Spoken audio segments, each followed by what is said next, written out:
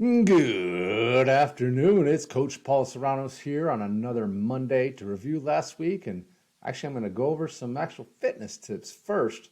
So I've published an article, blog, whatever you want to call it on my website. Simplest ways to lose weight. Let's go through this because these are the timeless classics about how to lose weight. And guess what? It's mostly about eating. People focus too much about training. And like I say here, you could be perfect with sleep and exercise and weight training and stress management and steps and everything. But if you're not eating fewer calories than you're burning in a day, then you will not lose weight. If you're trying to lose weight and your weight's not going down after weeks, like you give yourself time to shed some water weight, then you're eating too many calories. It's as simple as that. You can get more aggressive with it. So the simplest ways to lose weight that helped me go from 255 to 215 pounds was one, eliminating liquid calories. Now, I eliminated sodas long ago. There's no reason to drink sodas. What people screw up is they think juices are healthy. Juice is just fructose water. Eat fruit, skip the juice. Juices are terrible. You don't need a juice unless you're running a marathon. Kids can have juices if they're running around a lot, but if they're not, if they're sitting and watching TV, don't have juice. It's just, there's no point in having a juice. It's pure just sugar water. I don't care if it's natural or not. Next, sauces, creams, dressings, butters. These make your proteins taste good. These make your vegetables taste good. But guess what? You need to learn to eat foods that are bland and boring because then you're not going to overeat. You put on sauces, you make them taste good, you're going to eat more. Even the low-calorie sauces like mustard, hot sauces, seasonings, these will make you eat more. I love hot sauces. They're 0 calories. It makes my appetite go up. I can tell. So even coffee, I used to put Bailey's in my coffee. Now I take it black. I don't even put milk in it. Alcohol is the last one, and honestly, I don't think it's as bad as the other ones. The alcohol itself isn't going to cause a problem. People talk about, it makes you gain fat or lose muscle. I used to drink a shitload of alcohol, but I played beach volleyball all day. So if you're drinking alcohol and you're sitting around watching TV all day and you're eating junk food, you're drinking at night so it affects your sleep, yes, then alcohol is going to be a problem. But if you're drinking alcohol during the day, on special occasions, you're not going crazy with the food when you're doing it, you're standing on your feet walking around, you stop drinking after a few, you don't go crazy with it, alcohol is fine. It's not as big of a deal. I'd rather have you drink a beer a day than a Coke a day. I'll say that much. Eliminate junk food.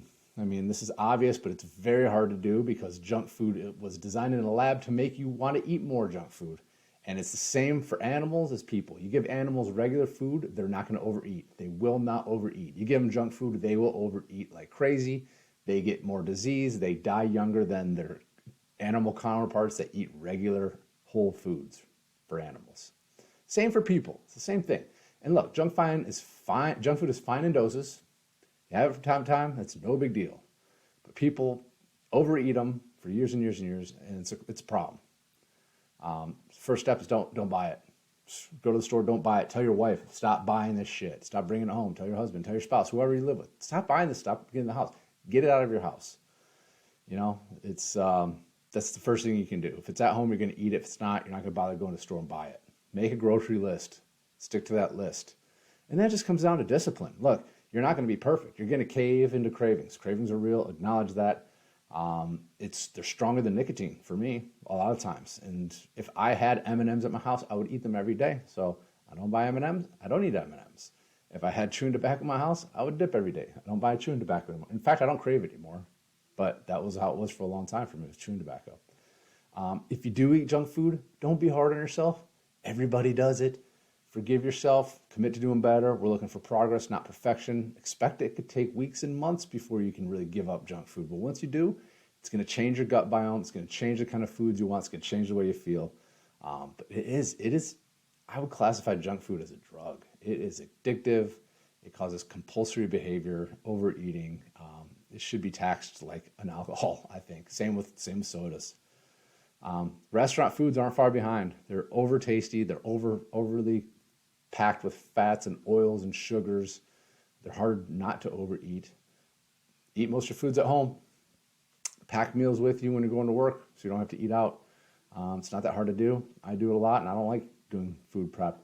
When you do eat out, stick to high protein, high fibers. Stick to meats, eggs, fruits, and vegetables. Think delis. Think sandwiches with double meats, half the bread. Think salads with protein. Skip anything fried. Skip the appetizers, and obviously skip the desserts. It's boring, yes, but the more you can get used to eating boring foods, the better your fat loss will be. Don't eat after dinner. Have as early a dinner as possible, and then stop eating afterwards. And after you have dinner, go for a walk too. Because most people are going to be least active in the last part of the day, and a lot of times that's when people eat the most food. So stop snacking. You don't need to eat after dinner. If you need to have a snack, you have to, make it water, meat, eggs, fruits, or vegetables. Not with a bunch of sauces either. Make it boring. Stop relying on faulty hunger cues. Most people are overweight because they're going off of hunger. And then they do studies on this. They give one group of people junk food. They give other people whole foods. Junk food people eat 500 calories more per day without being prompted. They just do automatically. It takes 500 more calories per day to get full on those kinds of processed foods. That's a pound of fat a week. That's 50 pounds of fat a year. So instead of relying on hunger cues, plan out your calories. The easy way to do that, 10 times your body weight, and that's how many calories you have in a day. So if you're 200 pounds, that's 2,000 calories a day, 14,000 calories a week. So you can have some days that are higher, some days that are lower, but you want the average for the week to be 2,000 calories per day. Total for the week, 14,000 calories. Then you can plan out your meals. If you can do 3 meals and a snack, 600 calories per meal, 200 calories per snack. Figure out what foods and how much to make that work.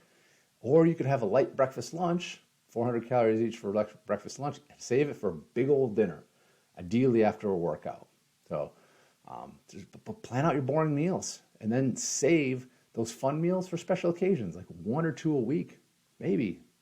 You're going to have 21 meals a week. 10% or less of them can be fun meals that have some special foods in them. Take the emotion out of it. So that's the whole point of planning your boring meals is don't wait until you're hungry to try to decide what you want, because you're going to pick something wrong and you eat too much of it. Have it planned out. Use your big boy brain to figure that out and stick to it. A lot of people don't realize it. A lot of people eat foods that they're sensitive to. It's causing indigestion, heartburn, diarrhea, gas, bloating, inflammation, pain in your joints. So take a food sensitivity test, or this one's even more in depth called Viome. But like my wife, she was eating eggs every day. She took a sensitivity test. She's got a huge sensitivity to egg whites. She didn't know that until she took the test. Cut out egg whites made a big difference. So summing it all up, stick to meats, eggs, fruits, and vegetables. Cut out the junk food. Cut out the liquid calories. It's fat loss or weight loss is all about eating. Exercising will help. But if you can, it's so easy to out-eat a bad diet. I was 275 pounds playing college football, exercising my tits off, but I was eating 4,500 calories a day. So of course you're going to gain weight when you're eating that much. Doesn't matter how much you're exercising. By far, nutrition will determine your body weight. So get your nutrition dialed in. It will change your life. Now, moving on to last week, I weighed 234 pounds. I've been eating more this week. I've been enjoying it. I was down at 232. And also, despite eating a ton, I'm only up 2 pounds. Waist went up a tiny little bit. Sleep was good at 83. My plan, where are we at here? Right here. So 96%. All I missed, bedtimes. Went to bed too early 2 nights. My bedtime is 9:30 to 10:30, and I'm sometimes going to bed at 8:30. But it feels good. I like it. Everything else was great. Hit my steps, hit my workouts, my zone 1, zone 2, hit daily mobility, rocking and rolling, feeling good, feeling strong. Let's see what we did here. I ate more, didn't gain weight, feels good, strong in the gym. Sciatica's still there, so I'm not going to do squats. Yeah, it's like a pain of it's like a pain of 1 on a scale of 1 to 10. Feel it in my foot. It's just annoying. It's like, I don't want to risk it flaring up, so I'm going to have to back off the back squats. Everything's good. Keep mobility going. So there you have it. Get your plans filled out. Stay consistent with this stuff. It's all about making a smart plan that's challenging, not too hard, sticking with it for the long run. If you're not making progress, then either look at, are you adhering to your plan well enough, or do you need to make adjustments to your plan? Are you training hard enough in the gym? Push those sets closer to failure. Helps if you have someone train with you that knows how to do that. I thought I knew how to train going into college, and I realized I was missing a whole nother 2 gears of how hard you can push yourself. And I push myself now probably as hard as they pushed us in college. Maybe not. They pushed us pretty hard. But I push myself harder than I had for a long time. And that's why I'm getting better results now. But I'm doing it safely and, still with heavy weights. I hear a lot of people say, I'm going to use light weights. It's easier on your joints. Light weights is not easy. Like if you're doing a lot of reps, 50 reps a set or something crazy like that with light weights, that's going to be harder on your joints than using heavy weight that fails at 10 reps. It's going to be hard on your joints if your form stinks. So get your form right. But use a weight that fails in the 6 to 15 rep range for most exercises. That's your sweet spot. If you're going too light where you can do 25 reps or more to go easy on your joints, you're going easy on your muscles. That's still a lot of work on your tendons and joints. So keep that in mind. Use good technique, but use heavy weight and try to fill in that 6 to 20 maybe rep range, but 6 to 12, that's a great place to live. You make a lot of gains using the correct resistance where you fail your sets in the 6 to 12 rep range. So that's my 2 cents thought about doing a little bit of dipping into training a little bit. But yeah, focus on nutrition. If your goal is fat loss, nutrition is number one. Sleep's going to help you with cravings. Managing stress is going to help with cravings. Making the meal plan is going to help you make smart decisions, especially if you make that meal plan when you're fed. So if you want to get fit, you want to live prime, take this advice, apply it 1 week, 1 day, 1 play at a time. Do it for a long haul and you'll get there. Coach Paul Serrano signing out. Have a good one, y'all.